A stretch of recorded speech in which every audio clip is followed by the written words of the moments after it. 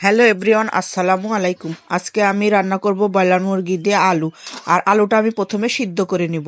সিদ্ধ করা হয়ে গেলে আমি তুলে নিচ্ছি। তুলে নেওয়ার পরে ওই কড়াইয়ে আমি পেঁয়াজ দিয়ে দিলাম। পেঁয়াজ দেওয়ার পরে পেঁয়াজটা একটু ভাজা ভাজা হয়ে গেলে ওর মধ্যে আমি জিরা, শুকনো মরিচ, তেজপাতা, সাদা এলাচ, দারুচিনি দিয়ে মশলাটা কিছুক্ষণ নাড়াচাড়া করে আদা রসুন বাটা দিয়ে দিলাম। আদা রসুন বাটা দেওয়ার পরে লবণ, মরিচ, হলুদ সব কিছু দিয়ে ভালোভাবে মশলাটি কষিয়ে নিব। কষানোর পরে মাংসটা দিয়ে দিব।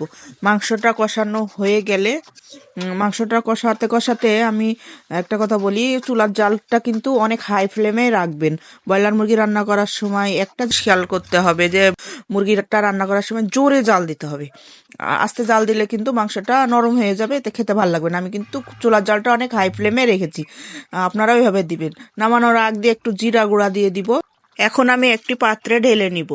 ঢালার পরে দেখুন আমার তরকারিটি ঝাল ঝাল মুরগির মাংস কেমন হয়েছে। সবাই লাইক কমেন্ট শেয়ার করবেন। সবাইকে আল্লাহ হাফেজ।